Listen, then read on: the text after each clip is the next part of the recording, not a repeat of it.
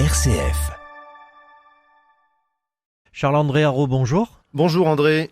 Alors je rappelle que vous êtes team builder et spécialiste de la relation à l'argent et chaque semaine, on vous retrouve, vous nous apportez toute votre expertise sur l'argent qui influence, il faut le dire, nos vies personnelles ou professionnelles. Et aujourd'hui, Charles-André, vous allez aborder la question de l'argent vue sous le prisme du chef d'entreprise. Oui, en fait, comme vous le savez, parce que je ne sais pas si tout le monde m'a déjà écouté, mais je suis chef d'entreprise depuis que j'ai 27 ans, j'en ai bientôt 60. Et en fait, l'argent est, pour moi, en tout cas, je me rends compte qu'il est très important. Maintenant, aujourd'hui, j'accompagne beaucoup de chefs d'entreprise, puisque je suis team builder, donc j'accompagne les équipes et les dirigeants ou les leaders. Et donc, souvent, l'argent revient, enfin, c'est pas souvent, c'est systématiquement, l'argent revient dans la discussion que j'ai avec ces personnes. Donc, ce qui est important pour moi aujourd'hui, j'ai envie de vous transmettre, c'est que l'argent fait partie de l'entreprise, c'est-à-dire que la plupart des boîtes, la plupart des entrepreneurs, la plupart des chefs d'entreprise sont en lien avec l'argent. Il existe très peu, mais il en existe quand même, notamment des associations, mais même dans les associations, il y a de l'argent et on en parle, ou alors on n'en parle pas. Parfois c'est un peu problématique parce qu'on n'en parle pas. Et j'ai envie de parler d'une petite chose qui m'est souvent revenue, et que je travaille souvent dans la relation à l'argent avec les entrepreneurs que j'accompagne, c'est que le chiffre d'affaires ou le prix, c'est ma valeur. Ou alors je suis mon chiffre d'affaires. Souvent on dit tel il pèse tant, ou l'entreprise fait tel chiffre d'affaires.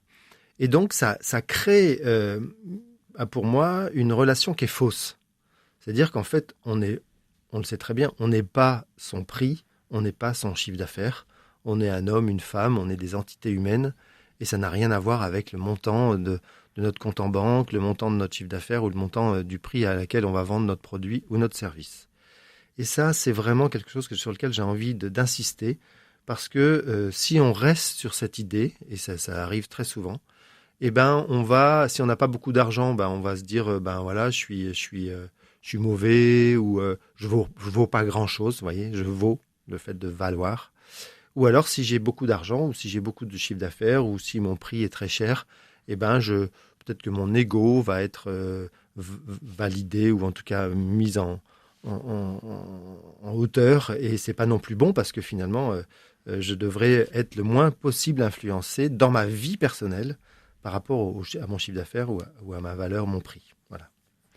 Alors Charles-André, on dit, de manière générale, on dit que l'argent, c'est le nerf de la guerre. Donc, si je vous suis, si j'ai de l'argent, je suis fort. Si j'en ai pas, je suis faible. Que se passe-t-il dans le cadre d'une liquidation judiciaire ? Je suis anéanti. Ouais, c'est ça. Je suis liquidé.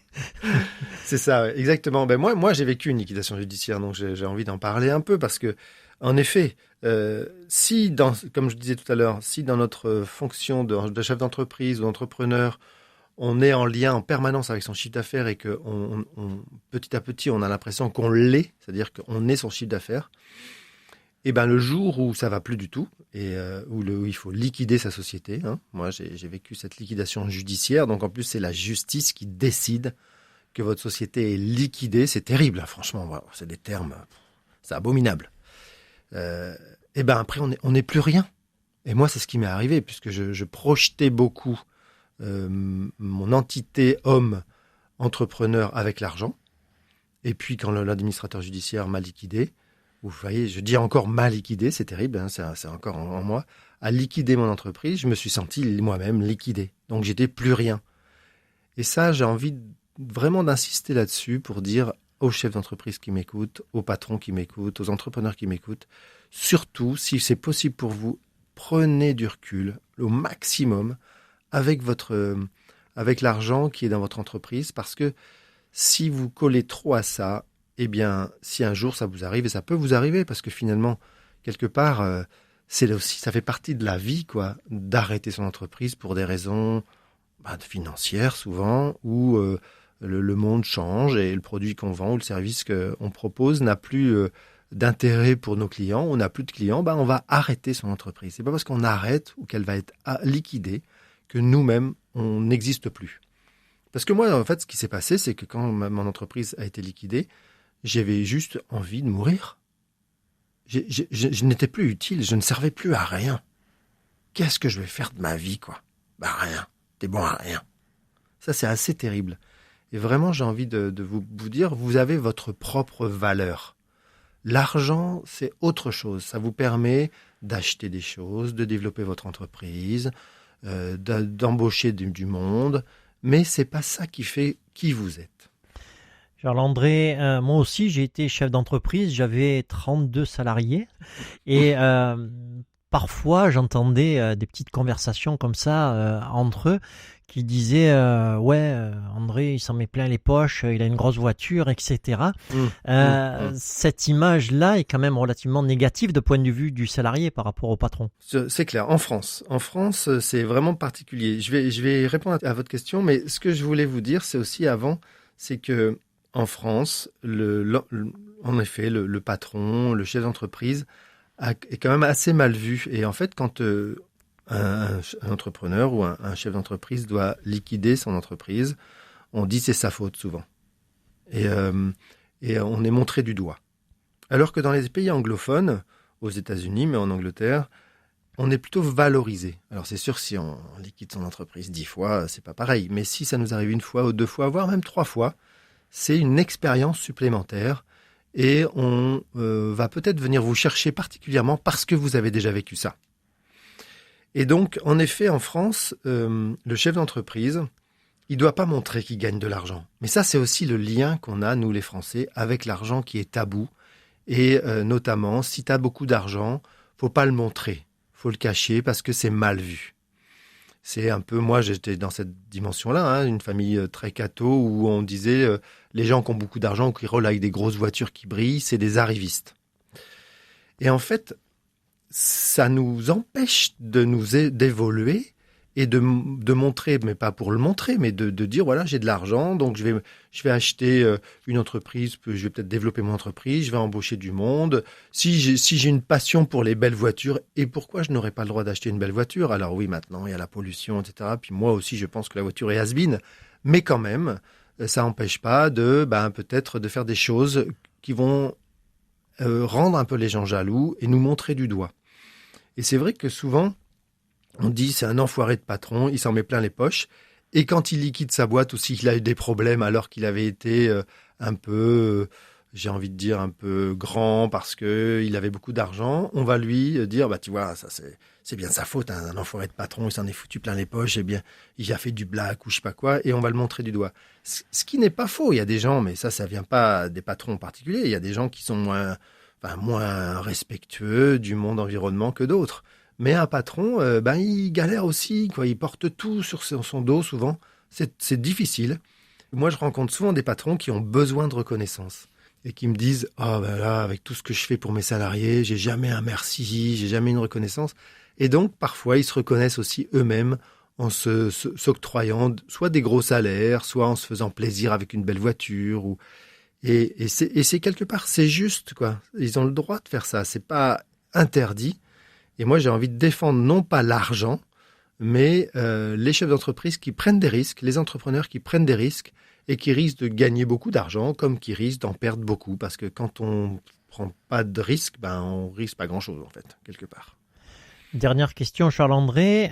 Au vu de tout ce que vous nous avez dit, si ma motivation pour créer mon entreprise, ce n'est que l'argent, je fais vraiment fausse route. Alors, oui, enfin, je pense. Après, on peut être pas d'accord avec ça.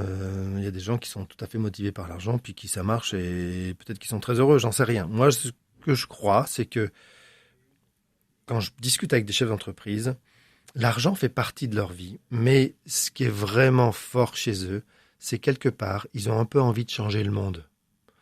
Souvent, ils se disent, peut-être que mon produit, le travail que je vais faire va permettre de faire évoluer les choses, de rendre les gens plus heureux, de pouvoir se transporter plus facilement. Je pense aux artisans, notamment dans le bâtiment, qui vont être capables de faire des choses jolies, qui vont permettre aux gens de vivre dans plus de confort.